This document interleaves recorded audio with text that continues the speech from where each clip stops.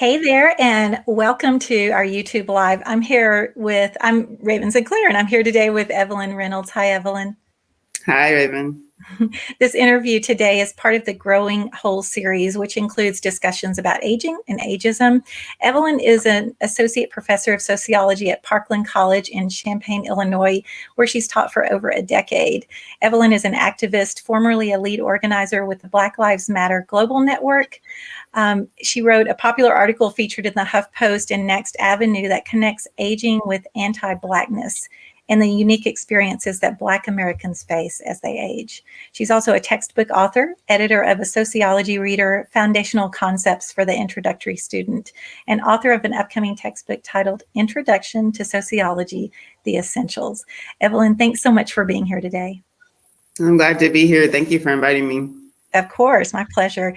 Evelyn, in 2017, you wrote an article just mentioned in your bio entitled "In America, Aging While Black Takes Solidarity, Activism, and Magic." Before we get into the specifics of that, I wonder if you could have seen that's only been 4 years, but if you could have seen what would happen to amplify Black Lives Matter, some of the tragedies, the crazy patriarchal conspiracies that have brought systemic racism to the forefront, would you have been surprised at where we are now? And if so, in what ways?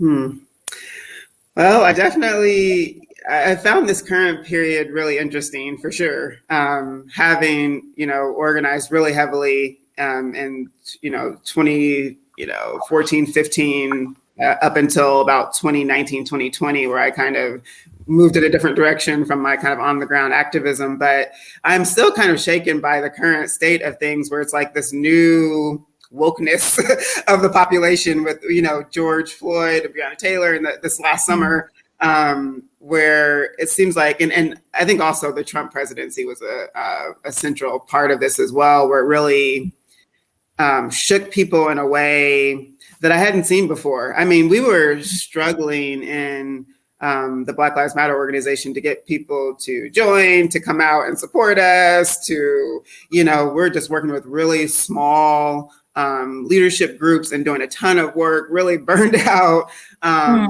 just really having a hard time getting folks to come into the movement, to understand the function and purpose of what we're doing. It was all such a struggle.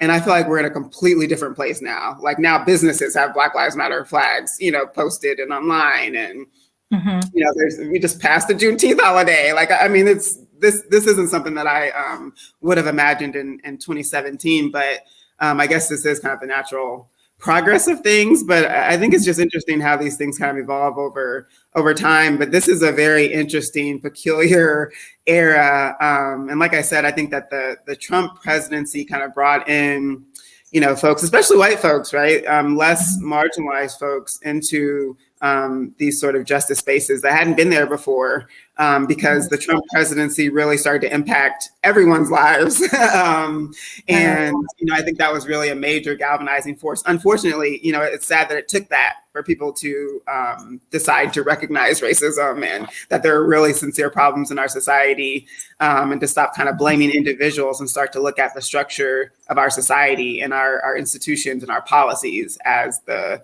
kind of creators of these systems of oppression. Wow. So, there's just a lot there. We haven't even gotten into your article yet, but I wanted to ask, because I'm reminded of Standing Rock and all of the white folks that went to Standing Rock and caused, and helped in some ways and also hurt in others. And I'm wondering about the Black Lives Matter movement. Are there conflicts with the onslaught of the white population into that movement? I think there has been. And so for full transparency, I'm not as involved with the Black Lives Matter organization or movement as I was before. I've kind of decided to start, focusing more on writing at this particular point. But I'm sorry, I kind of just completely lost track of what you just asked.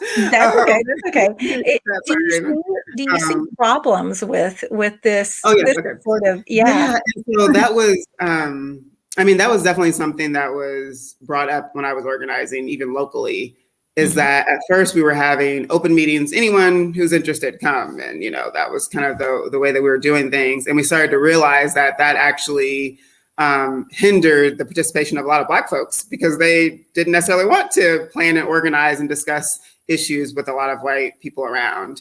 And so that's something that we recognized. And we actually, toward the end of my term of leadership with the local chapter in Champaign, we actually moved to an all Black membership because we noticed that these issues, we noticed that people were more comfortable in all Black spaces. And that doesn't mean that we stopped working with, POC groups or white activist groups in town. And we kept those connections. We had lots of partnerships and relationships with other multicultural, multi-ethnic organizations in our community. But for our particular chapter, we did move to an all Black membership. And there were intentional efforts, even in the organization, to have all Black spaces.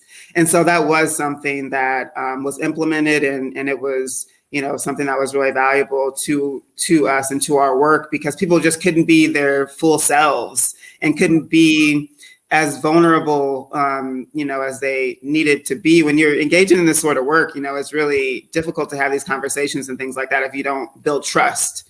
And it was really hard to build trust, frankly, with a lot of white folks, in the room, and a lot of, kind of contention and misunderstanding. And so that was something that a lot of chapters implemented in our organization. Makes perfect sense. Yeah. Yeah. Well, in your article, you say that aging while Black is an act of survival. What do you mean by that?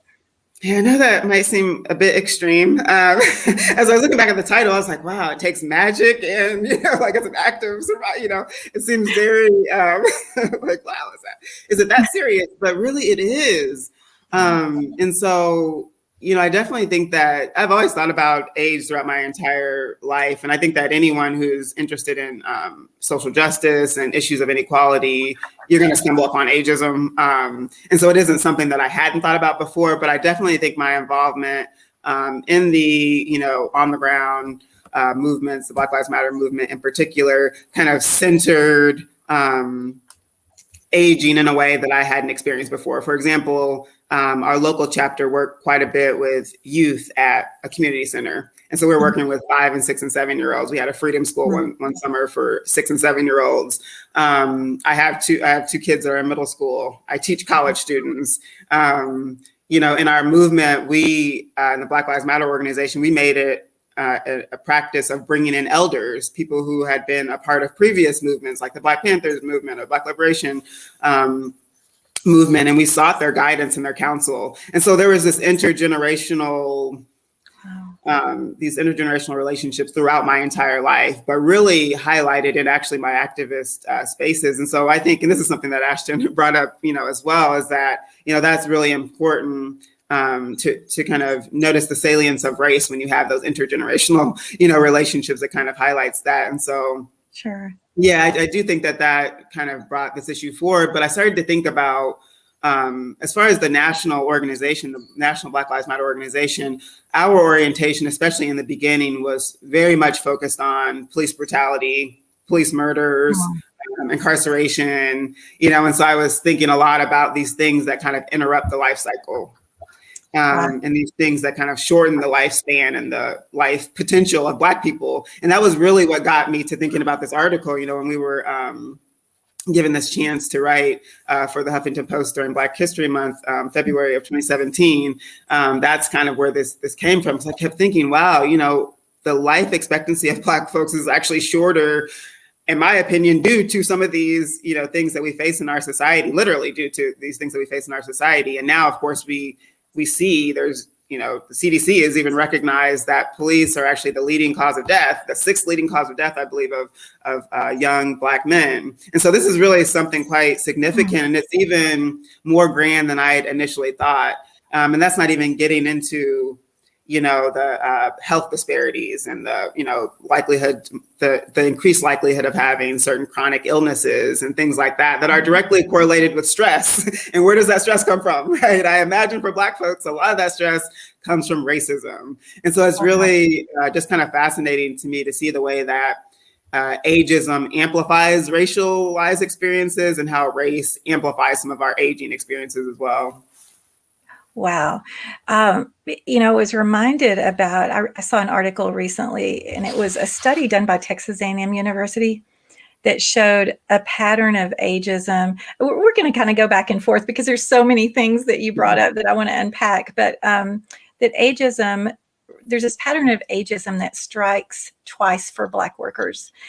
They're less likely to be hired, in younger years, even with the same education as white workers. That gap closes in the middle years and then, of course, returns as they approach retirement. In your research, what are some of the repercussions of ageism against younger Black workers? This is huge. Yeah, there's a lot. I mean, there's a lot thinking sociologically about this. There's a lot of implications to that. It translates into unstable work, bouncing from job to job to job, because, it's just less likely that you're going to find a job that you'll be at for the rest of your life, the first time or the second time or the third time you're Black. And yeah, just kind of maintaining that stability at one job and being able to progress at that point. And so it ends up being a lot of kind of fluctuation throughout the labor force. And of course, that impacts your ability to save, money and to get money. And that obviously translates into a lot of other things that deal with housing and education. And, it's all really interconnected. Yeah. This article, I think, mentioned that I think it was 8 times that the average income for a typical white family is 8 times the wealth of a typical Black family, and that they really correlate this with, not getting the start. I mean, with white workers being so far ahead at hiring ages.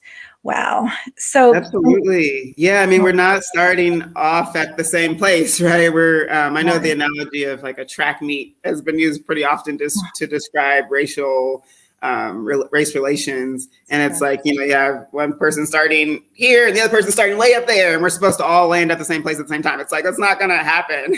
There's already this imbalance in our society. So we can expect that we'll see disparities when we're starting off at different points, when there's already these privileges and advantages set in place for white people and these disadvantages already set in place for Black people that carry on throughout generations. And that's another big issue, is that these cycles of poverty and cycles of also privilege and affluence carry on throughout generations. So white folks are there are white people that, whether they recognize it or not, are still benefiting from the resources that came from slavery, right? And their families and your ancestors and things like that. And we are still, as Black people, dealing with the oppressive nature of slavery every day, as we are continuing to try to get to a point where we can, exercise our full life potential. And there's still so many barriers to that. Absolutely. Well, another quote from your article, you say, when incarceration and murder steal the lives of thousands of Black men and boys under the age of 30 each year, how do we make sense of life at later ages? How do we reconcile the dominant white cultural denigration of aging with the reverence that many African Americans have for their family and community elders? I'm interested in, this says a couple of things, but what do you see as the cultural differences in the way that white people and Black people view aging in family and community? Well, and this is somewhat anecdotal. It's not necessarily drawn from research, but I think for a lot of white Americans, they expect to get older in age and retire and do things after retirement and have things set up for their children after they are no longer on this earth. And, they expect that. And I don't know that is an expectation for a lot of African Americans. And it's really sad, even thinking about the retirement age that's set in place, 55 or 60 or something like that, and looking at the life expectancy of African Americans, it's like, a lot of African Americans aren't going to live much longer after that retirement age. They don't live much longer after that retirement age. And so what does that mean for us? And so I think that's a big difference, is just the expectation that you're going to have a long life. And there are things that you're going to be able to do in old age. You have this whole other life that you're starting after you've retired from work, et cetera. And I just don't know that Black people have that same sense of expectation because of, all the ways that our life cycle is interrupted. And I think that's very sad. So sad. You also say in your article, and you've already touched on this, but I love this quote, Evelyn. Your writing's beautiful. As freedom fighters, we must work together because there is no Black future without Black youth and Black elders working together in solidarity. We've seen that collaboration. You've seen that collaboration in Black Lives Matter. Are there other ways that are being cultivated, or can there be in the future where we can see this solidarity? Yeah, it is a struggle. It is really a struggle because of ageism, and the ways that, and it kind of, I talk about this in that piece too, that it kind of goes both ways. There are older folks who have ageist ideas about younger folks, and younger folks who have ageist ideas about older folks. And that is constantly an issue that we have to kind of work through. And even in our gatherings with elders and things like that, that stuff kind of came out, and we had to really kind of push back against that. But it is an ongoing struggle to acknowledge that. But it's absolutely essential. And we just, we're so much more fruitful when we can just see one another as people and not be clouded by whether someone has gray hair or whether they move a little slower or faster than the next person. And, we get so caught up in those things that really don't matter that much. And I just finished Ibram Kendi's book, How to Be an Anti-Racist. And he really has me in a lot of deep reflection about anti-racism, and also just kind of all of the isms, really, where he's really encouraging folks to look at human beings as human beings first, and trying to, kind of remove the ways that our lens are colored by gender and race and ability and sexuality and all those sorts of things. And that's a difficult thing to do because that's the whole way that our society is constructed. And so there's a lot of undoing that we have to do in order to get to that point. But I think that's the part of the work, and that's like a constant everyday practice that we can engage in, is trying to just see people for who they are. And I think that's something that we individually, work on and should continue to work on, and certainly in our larger groups, in our larger society as well. Sure. Well, in looking at how ageism affects Black women in particular, I think of no one is free until we are all free, that Malcolm X and others have said that. And relating that to some current events that white women have been involved in. And, I'm in the spiritual community. There's some in the spiritual community that really went down this rabbit hole of, some of the alternate belief systems, very patriarchal rabbit hole. And I've been embarrassed. Frankly, I've been embarrassed about these white women. I've been embarrassed to kind of, because some of them I knew personally. And I wonder the way that these so-called feminists who have been oppressed, they understand oppression, have now become the oppressors in this new narrative. How has that affected, or has it even surprised you? How has that affected you as a Black woman? Yeah, I mean, it's definitely been disappointing to see, and very, angering after the Trump election to see the results of that and how people voted. That was definitely a jab. I didn't expect that. I didn't expect that. Although I wasn't completely surprised, I didn't expect that. I didn't expect white women to vote in that way. So that was a little surprising, but at the same time, it's not as if it's the first time in our history, where white women haven't been aligned with Black women, or with the move toward racial justice. I mean, even thinking about the women's suffrage, movement, where Black women were literally separating themselves from the white women in that movement and feeling like they had to create their own, feminist space.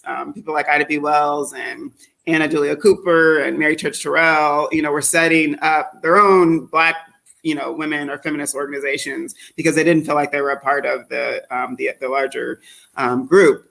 And so this isn't new, but it is still very sad. But I think we needed that. All of these things, as terrible as they are, we need this because it really just helps us to see things as they are, and it also gives us some direction of where we need to go and where some of our core issues lie. And so while it wasn't completely surprising, it was jarring after the Trump election.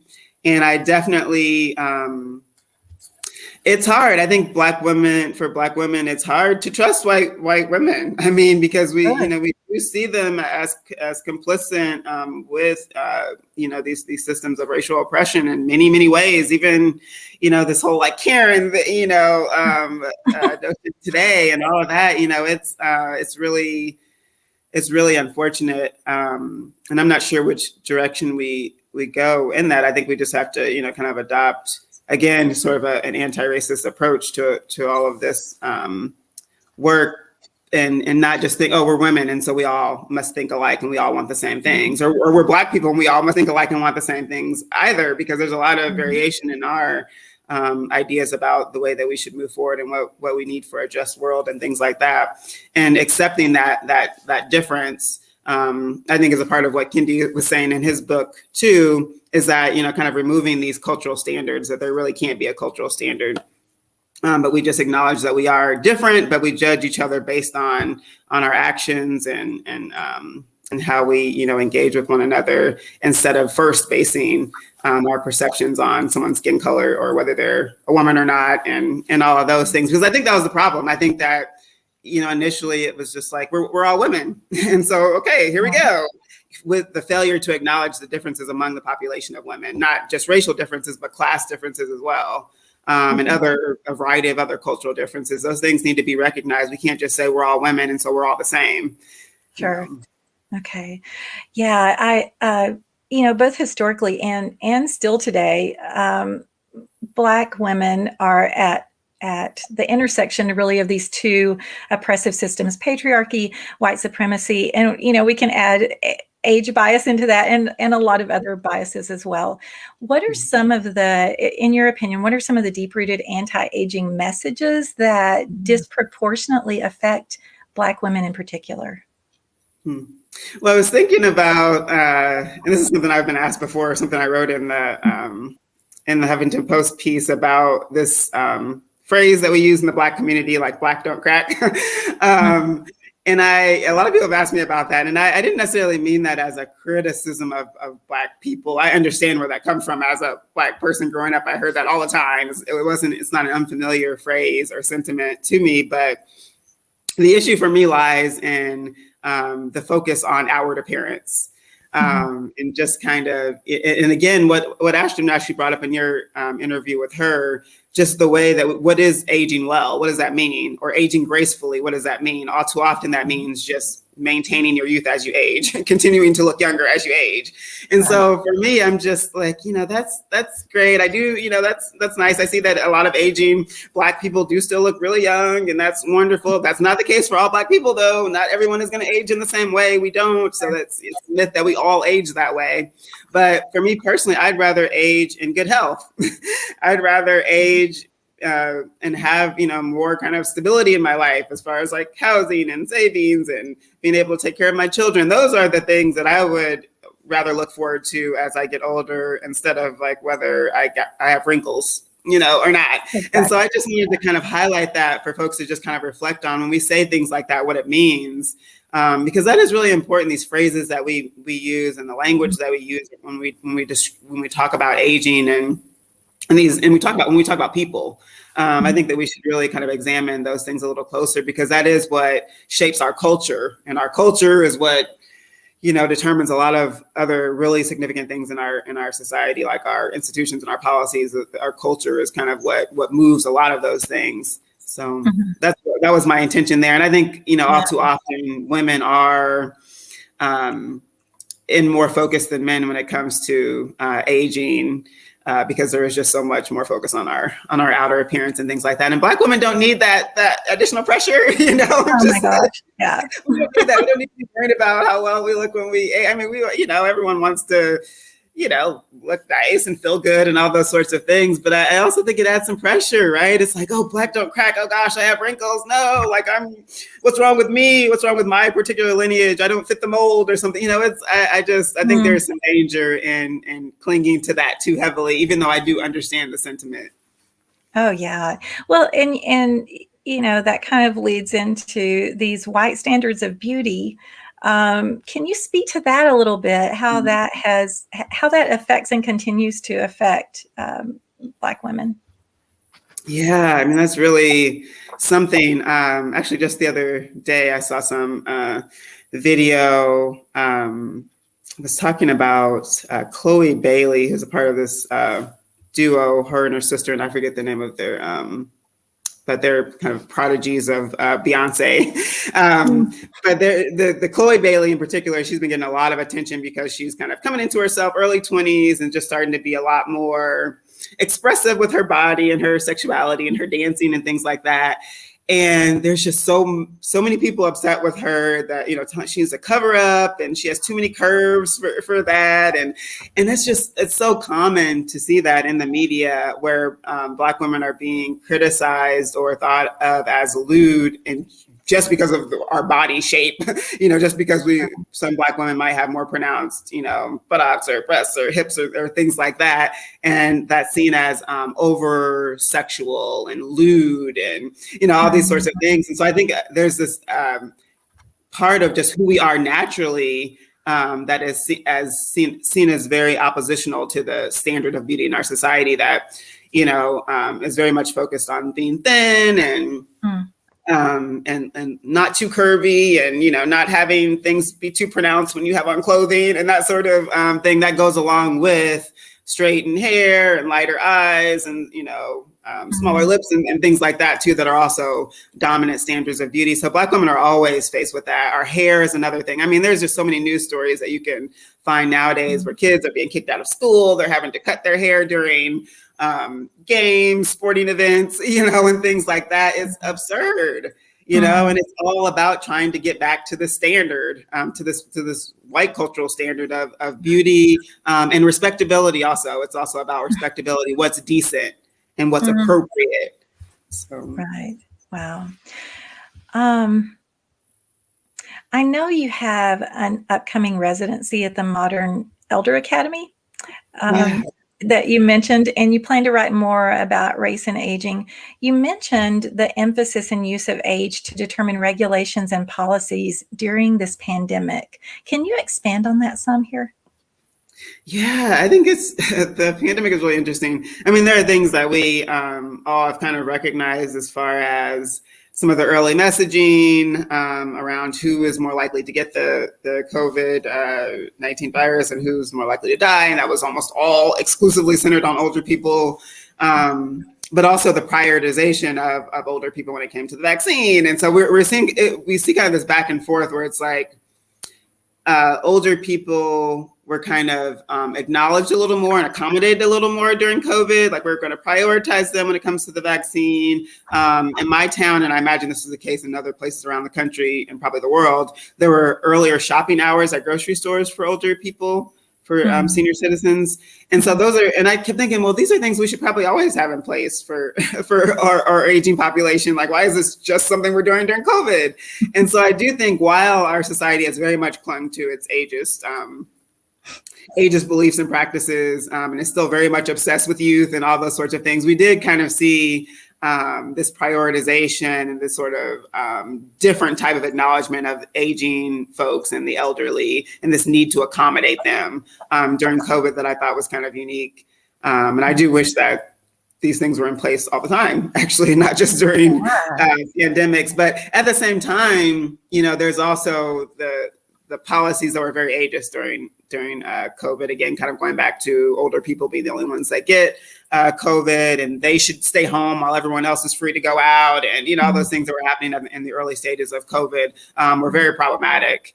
And even looking at the way that things were run in a lot of health care institutions and the ways that treatment decisions were made and all of that, there's a lot of problems there with some of those policies regarding age. And so it wasn't that COVID was, something that necessarily changed the way that we view aging people. I don't think that that's the case at all. I did notice some of the more positive aspects of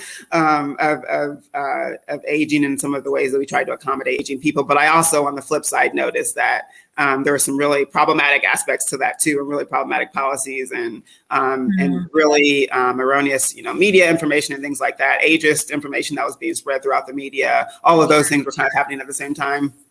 Right, right. Well, and before I go into the next question, I do want to say to those listening that you are free to ask questions or comment. Please just type those in. You also, Evelyn, plan to dive deeper into an understanding about how the lives of Black Americans are shortened due to things like police murders, which you've mentioned, as well as the impact of racialized incarceration. Would you give us a sneak peek into some of your preliminary thoughts on those subjects?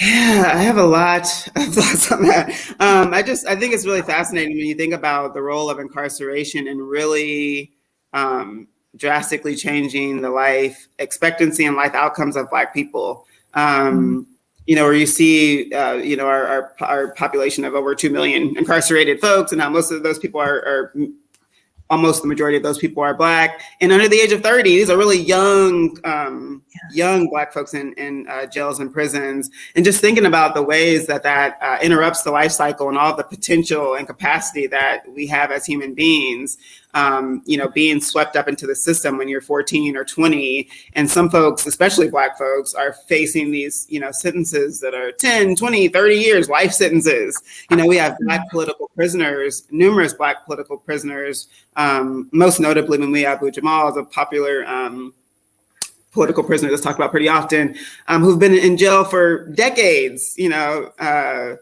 and has aged in jail, and many of these folks have died in jail, and they spent their entire lives in jail, and the impact that that's had on their families and their friends and future generations of Black children, where they're seeing their parents and family members being swept off into jail and some not returning at all, and how that's just like a part of the Black experience in this country, which is really sad. And so I'm very much interested in the ways that incarceration cuts off potential. And I'm also very interested in the state of political prisoners and the aging Black population in prison in particular. So those are areas that I'd like to explore a little more. Thank you. Well, I know that people want to keep up with your work. And I know that you're an educator and a mom and an activist and a researcher, and you have a lot of things coming up. So can they find you on social media? Yes. And hopefully in the future, I'll, have more time to kind of develop some websites and things like that. But I am on Facebook, probably most active on Facebook. Actually, I post pretty frequently. And I have an Instagram account where I post a little less often. And so I guess those are probably the best avenues for now to reach me. You could always email me at ereynolds@parkland.edu